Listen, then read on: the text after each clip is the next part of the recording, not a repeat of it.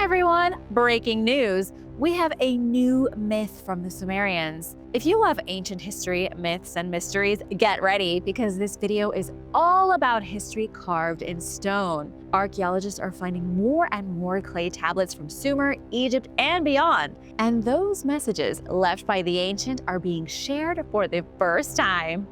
The Fox and the Storm God.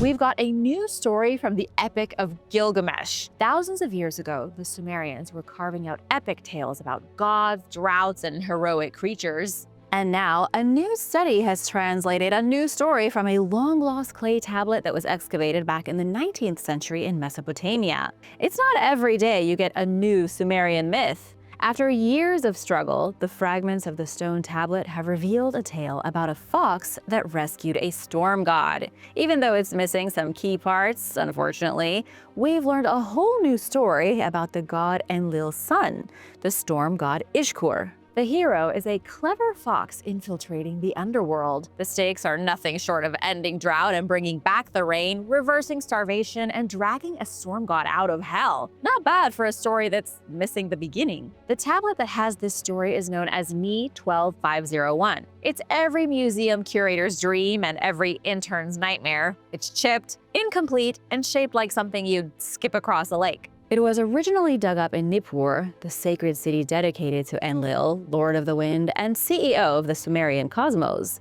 But despite its holy zip code and epic content, the tablet spent the better part of a century gathering dust. Even the legendary Assyriologist Samuel Noah Kramer, who featured its photo on the cover of his 1956 book, gave it little more than a shout-out in the footnotes. Why be so nonchalant with such a treasure? Because at the time, it was a mess. Busted, broken, and presumed indecipherable, there was just nothing the experts could do with the tablet. Until Dr. Jana Matuzak of the University of Chicago came along. Her recent analysis of the tablet has unlocked a long-lost myth that changes our understanding of Mesopotamian storytelling and divine hierarchy, one baked clay syllable at a time. Since it's missing the beginning, the myth opens mid-crisis. But honestly, most good myths do. The storm god Ishkur, associated throughout Mesopotamia with rain, fertility, and meteorological mischief, has been abducted and hauled off to Kur, the Mesopotamian netherworld. He was out inspecting canals with his herd of multicolored cows when he was kidnapped and dragged down, along with his cattle. Losing his cattle was supposed to be a metaphor for the sudden disappearance of rain and prosperity. In fact, this whole story is full of metaphors. With Ishkur gone, children who were born immediately vanished, also swept into the underworld. This was a poetic metaphor for famine, failed crops, and a population at the mercy of divine whims. The skies were dry, the gods were AWOL, and the storm god himself had been kidnapped. Until Ishkur was returned to the surface, drought, sickness, and death would prevail. But who could save the storm god? His father Enlil calls for an emergency session with the other gods to figure out what to do and who is going to go rescue him. Surely one of the other gods would come to the rescue for one of their own, right? But nope, none of the gods stepped up, or at least none of the gods are able to for whatever reason. But then, who raised their furry little orange paw? A fox! That's who. Remember that foxes are known as tricksters across the ancient world. To enter Kur and save the storm god, the fox had to perform the ritual act of accepting bread and water. It was a symbolic contract with the underworld. But Fox was cunning. Instead of eating or drinking anything from the underworld, which would have instantly killed him, the fox tucked the food away in a bag and the water in a water skin to hide it. He knew that anything he took in the underworld would keep him there. This clever trick allowed the fox to sneak into Kur while still alive. The underworld's customs office wasn't prepared for this level of foxy cunning. And then bam! That's where the tablet ends. If you hate cliffhangers, don't go into archaeology. Once Fox sneaks into the underworld, the tablet breaks off. The rest of the story is missing, undoubtedly crumbled to dust and buried under sand by now. Nobody knows what happens next, but we can probably try to figure it out even without the original author's words. The implications laid out in the first part of the story are enough to fill in the blanks. In a culture where myths were often meant to explain natural phenomena, Ishkur's descent into the netherworld was a mythic explanation for drought, while his potential return would mark the renewal of rain and crops. The fox then isn't just a clever animal, he's the symbolic restorer of balance, the trickster who rescues order from decay. I have no doubt that the story ends with Ishkur rescued and the fox made into a hero. But what happens in between, what kind of hardships the fox overcomes, and how he gets Ishkur out, those little narrative tidbits are lost. Maybe they'll be revealed on the next tablet found in another few hundred years. As for the story itself, missing god, mortal rescuer, world in peril, it all sounds similar to other stories. The trope of the dying and returning god spans ancient mythologies across the globe, from Osiris in Egypt to Persephone in Greece to Jesus Christ himself. But here, the twist is that the savior isn't a demigod or a warrior. It's a fox. Quite the twist. Ni 12501 isn't just a cute fable carved into ancient clay. It's a literary time capsule shouting at us from the void of history. The tablet confirms that by 2400 BC, the Sumerians were already weaving sophisticated stories and had probably had them many years before they were ever written down. They'd already adopted the same trickster archetype we still see today with characters like Loki, another ancient god. And while only a fragment of the story survives, it's enough to connect a whole lattice of myths, from Enlil's dominion over the Anunnaki gods to the Sumerians' deep anxiety about drought.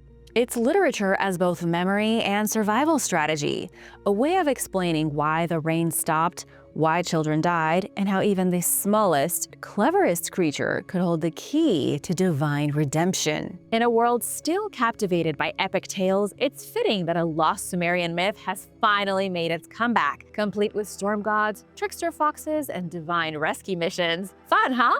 The other Rosetta Stone. Some discoveries rewrite textbooks, and others make the textbook sit quietly in the corner and reevaluate their life choices, like this one. For the first time in over 150 years, archaeologists in Egypt have unearthed a complete sandstone tablet bearing the full Canopus Decree. Even if you don't know what it is, you know that if I'm telling you about it, it's going to be awesome.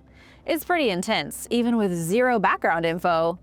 The Canopus Decree was a royal Ptolemaic proclamation so significant, it's often ranked just behind the Rosetta Stone.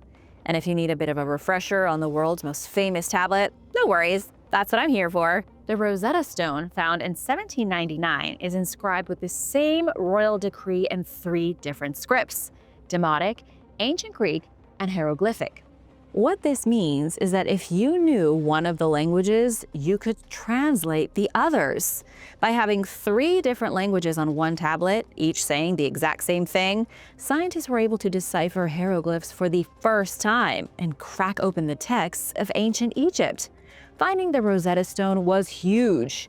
It's the whole reason we can understand the history and myths of ancient Egypt. It unlocked the whole ancient Egyptian world. Now everyone's got their fingers crossed, hoping for another one that might unlock Etruscan or Linear A from Crete. Anywho, finding a new copy of the Canopus Decree isn't the Rosetta Stone, but it's still pretty awesome. Because just like its more famous cousin, the Canopus Decree was designed to broadcast royal propaganda in 3 different languages. It was helpful in the past, and it's helpful for us. The tablet was uncovered in the ruins of Emet, a forgotten city buried under the modern town of El Husseiniya, about 120 miles northeast of Cairo. It's basically in the middle of nowhere, which is how I know the gods of archaeology like to play hide and seek. A monument for a dead princess. The Canopus Decree was engraved in formal hieroglyphs into a 4-foot-tall, 3-foot-wide block of sandstone. The block was crowned by a winged solar disk flanked by 2 cobras wearing royal crowns. If that sounds dramatic, that's because it was meant to be, on purpose. The decree was issued in 283 BC, shortly after the death of Princess Berenice, daughter of Ptolemy III Euergetes and Queen Berenice II. The goal of the decree is pretty dang clear. It announces the divine status of the royal family, essentially calling themselves gods, while also laying out a sweeping set of cultural, religious, and administrative reforms. Think of the tablet as equal parts funeral notice, tax reform bill, religious decree, and interstellar calendar update, all carved into rock, for maximum durability. According to the text, the king and queen were hailed as beneficent gods, a modest title by all accounts. They were also credited with generous temple donations, internal peacekeeping, tax reductions during low Nile floods, and the introduction of a leap year system. Nothing says we loved our daughter quite like adjusting the cosmos and adding a day to the calendar every 4 years. Now, whenever you think of the leap year, you'll think of the dearly departed Princess Berenice. You might be wondering why this tablet matters. The Rosetta Stone already solved ancient Egyptian languages. So what is this going to do for us now? The experts say its importance cannot be overstated. This isn't just another dusty duplicate of an ancient edict, of which there are plenty. It's the first complete version of the Canopus Decree to be discovered since 1866, when 2 stelae were unearthed in the ruins of Tanis, the ancient city immortalized in Indiana Jones, though tragically lacking in face-melting arcs. The reason this decree can be found all over the place is that it was huge. The king and queen had this thing plastered all over Egypt. It was the biggest news of its time, which is why so many tablets still survive with the decree on them. But few are found complete. Since 1866, archaeologists have stumbled across a few fragmentary versions, 6 in total, most of them multilingual, just like the Rosetta Stone. But this new find is unique because it is entirely written in hieroglyphs. That's a big deal.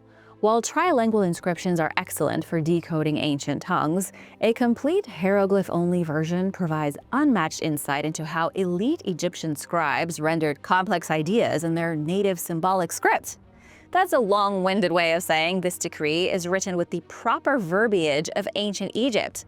It's not in any other language, only in the original language of the Egyptians. It's like finding the director's cut of a classic film, only this version has extra scenes, better special effects, and far fewer Greek subtitles. According to Egypt's Ministry of Tourism and Antiquities, this discovery is the most important of its kind in more than a century and a half. It's giving linguists fresh fuel for refining our understanding of hieroglyphic grammar, syntax, and formal style. Basically, this stone can speak volumes. Ancient shopping habits. When we think about people in the ancient world, we imagine them building pyramids, living in dusty huts, and riding around on camels. You don't think about an Egyptian person sitting in an office with the light of a Bronze Age oil lamp writing down a shopping list, and especially not a list for what they're going to buy to decorate their home. That's pretty specific. If you've ever wondered whether ancient people cared about home decor, prepare to be humbled by a 4,000-year-old clay receipt. Recently unearthed from the ruins of Alala, a once thriving Bronze Age city nestled in what is now southern Turkey, this palm-sized tablet is rewriting the ledger on how ancient economies functioned and how ancient humans shopped. Weighing only 28 grams, the tablet is roughly the size of a sticky note and about as glamorous as a tax return. Thanks to a team of researchers from Turkey's Ministry of Culture and Tourism, I can tell you with absolute certainty that this tablet is someone's shopping list from what might just be the earliest known shopping spree in history for furniture. Before I fill you in on what was hot in the home decor scene 4,000 years ago, let's talk about the city of Alala. It wasn't your average mud brick town. Alala was the capital of the Mukish Kingdom, a vital empire on Near Eastern trade routes. It was a city that prospered thanks to its scribes and a healthy industry of sandalwood imports. Established a minimum of 4,000 years ago, Alala was lost to the sands until Sir Leonard Woolley came along and excavated it in the 1930s. Woolley was the same guy behind the original digs at Ur, unearthing royal tombs and dazzling grave goods from early Mesopotamia. Instead of finding gold or glory, archaeologists' most recent discovery of a tablet offers something even more revealing than tomb treasures. The tablet is evidence of an economic transaction, possibly between elites. It's an itemized list of furniture purchases, things like wooden chairs, tables and stools, maybe an ottoman and some rugs. This tablet is the IKEA catalog of the late Bronze Age. The language inscribed into the clay tablet is Akkadian, the default tongue of diplomacy and record-keeping across much of the ancient Near East. The language is Akkadian, but the script is cuneiform. I know you've heard of cuneiform before, seeing as it was used all over the ancient world. Cuneiform was as popular in Mesopotamia as the Latin alphabet is today in Europe. Its angular wedge script was this spreadsheet of empires, a writing system used to track taxes, shipments, treaties, and evidently, living room layouts. The fact that this tablet is a furniture receipt should tell you two big things.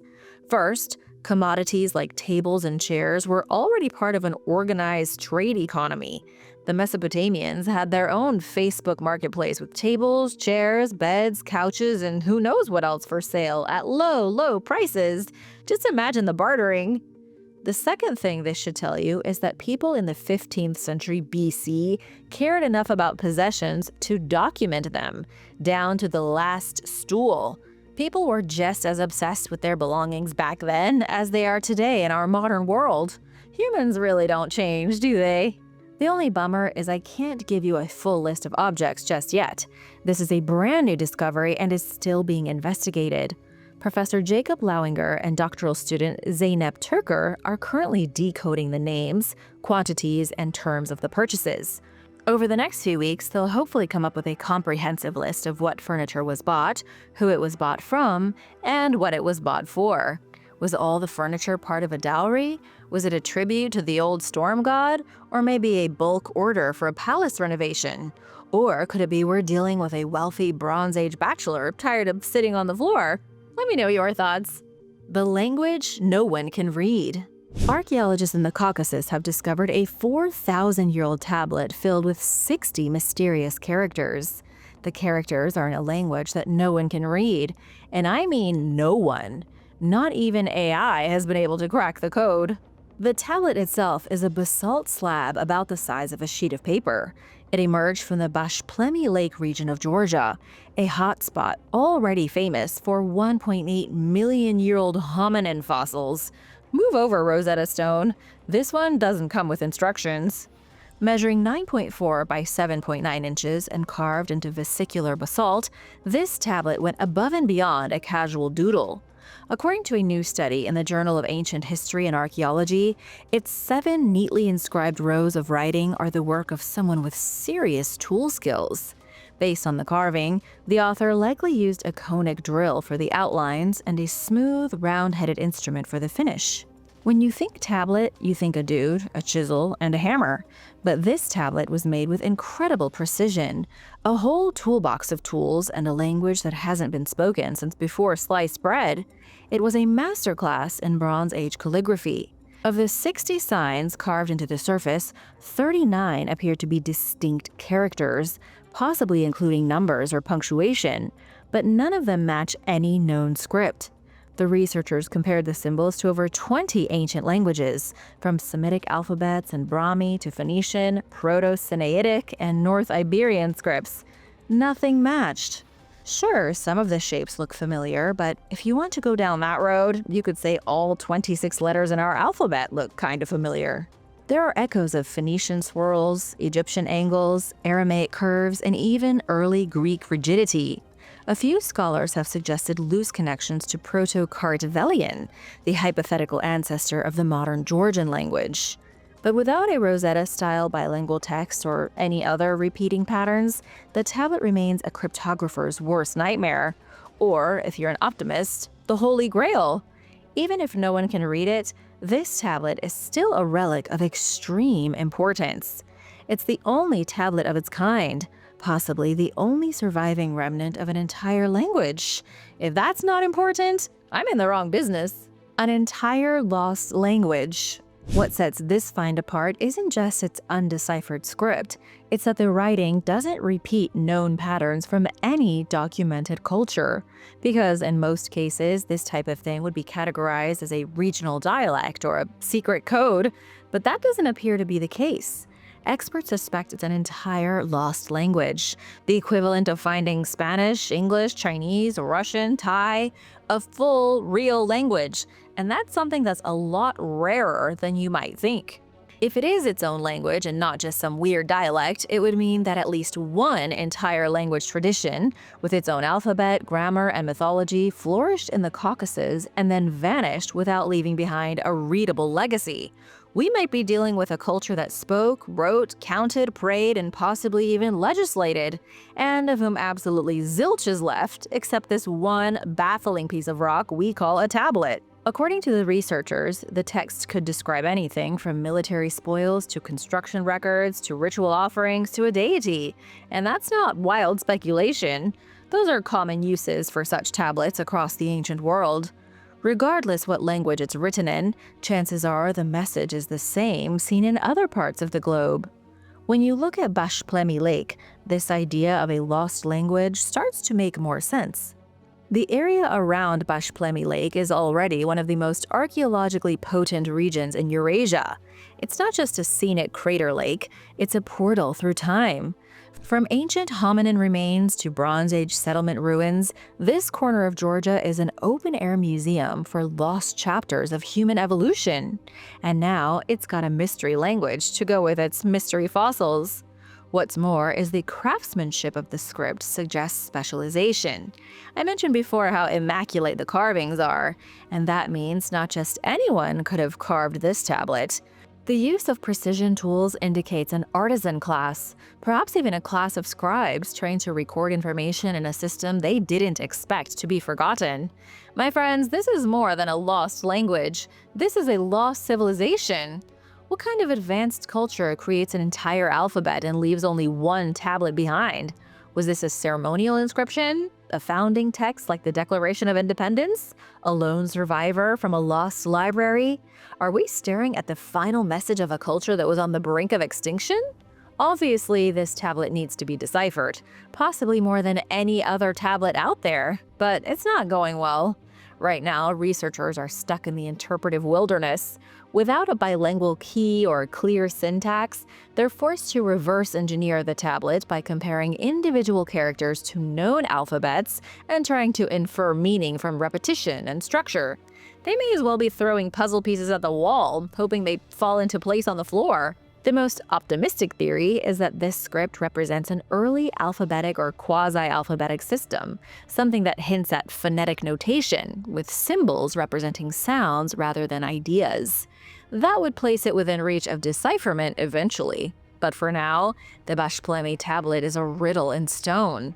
Not a fake, not a hoax, just utterly, maddeningly unreadable. So the next time you complain that Duolingo is hard, just remember this tablet and you won't feel as bad. Hittite prophets and princes. Just when you thought birdwatching couldn't get more political, it does. Who didn't see that coming? Archaeologists in central Turkey have uncovered a stash of 56 cuneiform tablets and 22 seal impressions. The tablets and seals reveal something I never thought I'd be talking about on this channel. Turns out, the ancient Hittite elite predicted the fates of their royal offspring by watching birds flap around. I've been saying it for years, birdwatching is just too political. Seriously though, the ancient Hittites were a little bit nuts. These tablets were found near the village of Kayalipinar, which corresponds to the ancient Hittite city of Samuha. They are rewriting what the experts thought they knew about late Bronze Age religion and royal anxiety. In the 13th century BC, dynastic succession was such a gamble that the best move was to literally ask the birds. The most striking revelations come from clay tablets documenting bird divination rituals, known in Hittite as the practice of the lumushen. Lumushen was a form of divination, like oracles, sort of. The lumushen were professional bird interpreters who were consulted by priests and royalty alike. These glorified birdwatchers were seen as prophets and paid by the state to give prophetic visions whenever inquired. Inquired about what, you may ask? Anything at all. Succession, stability, divine favor, the weather, the future, the past, the present, anything you want. According to the newly found texts, the questions asked to the Lumushen were precise, future-oriented investigations, often about the fates of crown princes and princesses, who happen to be the very heartbeat of Hittite dynastic continuity. Questions like, will the heir live? Will the gods approve? Will this child inherit the throne or just a temple priesthood and an awkward title? When these Lumutian prophets gave their prophecies, they looked to the birds. Then they inscribed their answers on clay tablets. And now scientists have those tablets in their clutches, and their seals too. Among the tablets were 22 seal impressions, some belonging to Tudhaliya IV, son of King Hattushili III, who reigned from around 1237 to 1209 BC. Don't worry, I'm sure you'll forget these guys in about 10 seconds. Who the heck is still talking about King Hattushili anyway, poor guy? These impressions were the Bronze Age equivalent of a presidential signature and a wax stamp rolled into one. They marked official documents, certified transactions, and validated prophetic pronouncements as part of state governance. That means the tablet stash is connected to the seal stash. Put together, they offer a snapshot of bureaucratic ritual at its most intimate. The Hittite court wasn't just engaged in logistics and law, it was deeply invested in divine legitimacy. These tablets and seals are giving us a glimpse into a culture that was as bureaucratic as the Romans and as superstitious as the Celts. Whether it was a military campaign or a baby naming ceremony, you didn't act without first getting a prophecy. And to get a prophecy, you had to go to the Dr. Dolittle of ancient birds and get the results certified by a royal seal to prove it. At a time when most empires relied on brute force and dynastic marriages to thrive, the Hittites were running a state where divine consultation was codified, archived, and sealed. The newly uncovered tablets reveal to us an empire where priests were consultants, birds were analysts, and the gods were watching every appointment with a winged spreadsheet. 3,200 years ago, the birds weren't just migrating, they were making policy. Should we bring this system back? What do you think? Should we hand it all over to the birds?